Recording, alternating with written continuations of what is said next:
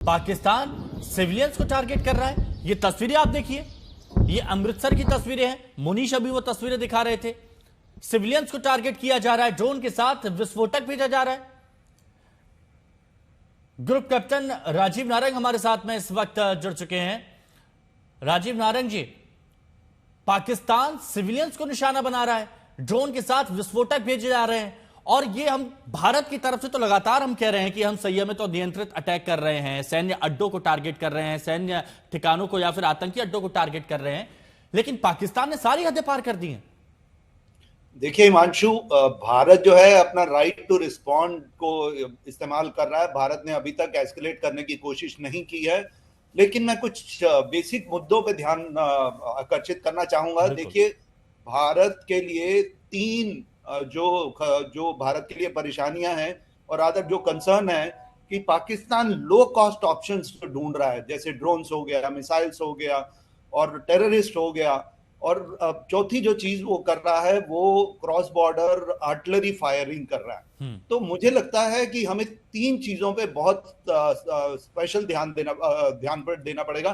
First जो है, हमें इमीडिएट शॉर्ट टर्म प्लान करना चाहिए, जिसमें हमें अपना प्रोडक्शन इंक्रीज करना पड़ेगा, और लॉन्ग टर्म बेसिस पे हमें drone, counter drone and counter missile system पे ध्यान करना पड़ेगा।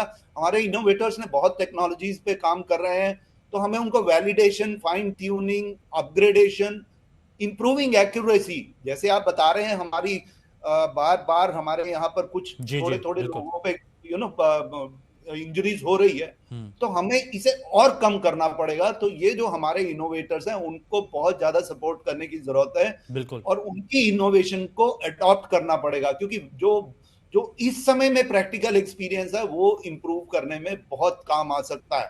और मुझे लगता है इसके लिए हमें 4 pronged अप्रोच करना पड़ेगा। एक तो हमें इनोवेटर्स के साथ टेंडम में वर्क करना पड़ेगा, उसमें हमें गवर्नमेंट और प्राइवेट सेक्टर जो बड़ी एंटिटीज हैं उन दोनों को एक स्पेशल एफर्ट करना पड़ेगा कि जो उनको अपने साथ इन्वॉल्व कर पाए।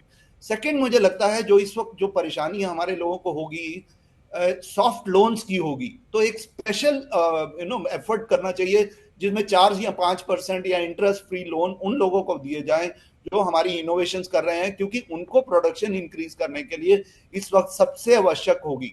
और जहां तक एडवांसेस या उनके पेंडिंग पेमेंट्स हैं, अगर हम इन चीजों पे करेंगे तो मुझे लगता है ये जितनी भी हमारी चैलेंजेस है, पाकिस्तान के लिए हमें कॉस्ट बढ़ानी है। देखिए, पाकिस्तान आसान या लो कॉस्ट सोल्यूशन दे रहा है। जब वो हमारे, मैं आपको कुछ देर के लिए रोकता हूं। अभी एक खबर आ रही है, जितेंद्र बहादुर सिंह हमारे सहयोगी हमारे साथ में जुड़े हुए हैं, उनके पास कुछ अपडेट है। जितेंद्र, बताइए।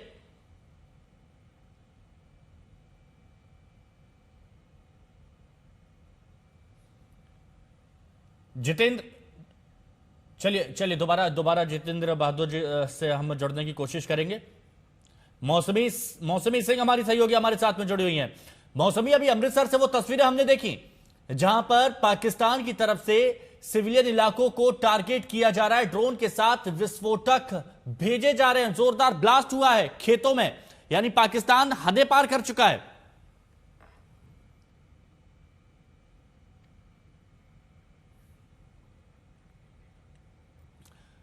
चलिए, मुनीश भी हमारे साथ में। मुनीश उसी जगह पर हैं अमृतसर में जहां पर पाकिस्तान की तरफ से ये ड्रोन भेजे गए थे। हालांकि भारत ने इनको नेस्तनाबूद कर दिया, भारत ने इनको ध्वस्त कर दिया है।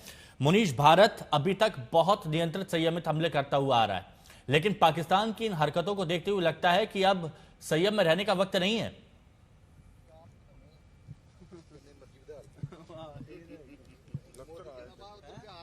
मुनीश,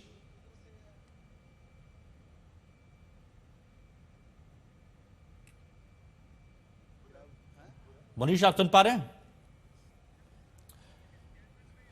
चलिए, लेकिन उससे पहले आपको एक और तस्वीर दिखाते हैं और सीधे रुक करते हैं जैसलमेर का। शरद हमारे सहयोगी हमारे साथ में जुड़े हुए हैं। शरद, आपके पास क्या खबर है? क्योंकि हम देख रहे हैं अलग अलग हिस्सों में पाकिस्तान की तरफ से अटैक किया गया है, सिविलियन इलाकों को टारगेट बनाया गया है। बिल्कुल पाकिस्तान के जो नापाक हरकत है उसके सीधा सीधा हम सबूत आपको दिखा रहे हैं। देखिए घर है और घर के बाहर इस तरह से मिसाइल के टुकड़े गिरे हुए हैं। ये देख रहे हैं अब इस तरह से ये बड़े बड़े पार्ट्स गिरे हुए हैं। हालांकि देखिए इधर आर्मी पहुंच चुकी है और इधर मैं दिखाना चाहूंगा कि ये आर्मी है जहां पर बड़ा सा टुकड़ा गिरा हुआ है। वो आर्मी ने पूरे इस इलाके को कॉर्डन ऑफ कर दिया है जहां पर जो देखा जा रहा है कि आखिर गिरा क्या था। लेकिन ये घर है और घर में किस तरह से गिरा है हम इनसे बातचीत करते हैं जिनका घर है। क्या नाम है आपका? मेरा नाम अलादीन है सर। अलादीन जी कब कितने बजे की? 4:30 बजे की घटना है सर। हाँ। वहाँ पे 10-11 फुट गड्ढा हो गया है। फिर ब्लास्ट होने के बाद ये हमारे घर के आगे आके गिरा है। ये बड़े बड़े घर में ले चलता हूँ आपको बताते हुए कि घर के अंदर भी ये गिरा हुआ है। 4:30 बजे देखिए 4:30 बजे पूरे राजस्थान में इस तरह से अटैक किया गया है। सुबह 4:30 बजे बाड़मेर में, बीकानेर में और इसके अलावा देखिए ये घर आंगन में, ये आंगन है जहां पर इस तरह से ये गिरा है ये पार्टिकल, जिसको लेकर आप देख सकते हैं कि किस तरह से अगर कोई यहां पर सुबह 4:30 बजे होता तो कितना बड़ा नुकसान हो जाता। ये घर के अंदर की वाकया है सर। घर का अंदर, घर के हम यहाँ सोए हुए थे परिवार वाले सब। माता जी यहाँ सोई हुई थी। चारपाई के पास में गिरा है आगे। बचाने वाला ऊपर वाला और हमारे देश की सेना है। माताजी हो रही, ये माताजी है सो रही थी। आप यहाँ पर सो रही थी सुबह? सो रही थी। हाँ और करने ये आंगन था जहां पर गिरा। देखिए और ये इस तरह के सबूत हमने आपको बीकानेर में दिखाया है, बाड़मेर में दिखाया है, जैसलमेर में दिखा रहे हैं, मंगलियों की ढाणी में।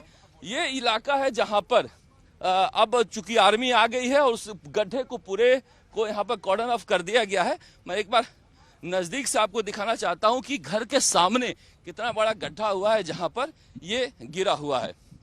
तो ये सारे सबूत अकेले कल रात को जो ड्रोन इनका अटैक फेल हुआ था, उस फेल होने के बाद सुबह 4:30 बजे इन्होंने शुरुआत की है मिसाइल दागने की और वहां से वायुसेना के जो अड्डे हैं उन्हें निशाना बनाया जा रहा था। लेकिन हमारी जो सेना है वो इतना मुस्तैद थी कि इन्हें हवा में मार गिराया गया है और इसके मलबे आपको हर जगह बिखरे हुए दिखाई देंगे। इसके आगे भी है, पीछे भी है। ये मिसाइल जो है दागे गए थे उसके चिथड़े उड़े हैं। ये इसके निशानी आपको दिखाई दे रहे हैं। ये धमाका भी हुआ था। धमाका हुआ था 4:30 बजे जोर का धमाका हुआ। फिर वहाँ से ब्लास्ट होके यहाँ घर के आगे इसके टुकड़े सारे गिरे। वहाँ भी गड्ढा हुआ है। वहाँ गड्ढा हुआ। ये आपको हम दिखाना चाह रहे हैं कि ये जो जोरदार इतना तगड़ा ब्लास्ट था कि आप उस गड्ढे को देखिए एक बार किस तरह से वो गड्ढा हुआ है। और ये पूरे राजस्थान की स्थिति है। अचानक से 4:30 बजे जब लोग सो रहे थे तो इन्होंने ये निशाना बनाया है। हालांकि ये सक्सेस नहीं हो पाए हैं, लेकिन ये कहा जा रहा है कि पाकिस्तान की मिसाइल है। जब ये ड्रोन अटैक को काट काट कर गाजर मूली की तरह गिरा दिया हमारे सैनिकों ने, तब इन्होंने इस तरह से बेजा हरकत की है। एक बार कहूँगा कैमरा मनीष को कि वो गड्ढा दिखाएं। ये पूरे खेत में, घर के बाहर जो खेत है वहाँ इस तरह के निशान आपको दिखाई दे रहे हैं। ये सामने देखिए जो हम आपको लेके चल रहे हैं दिखाने के लिए, वो इतना बड़ा गड्ढा हुआ है खेत में जो गिरा है।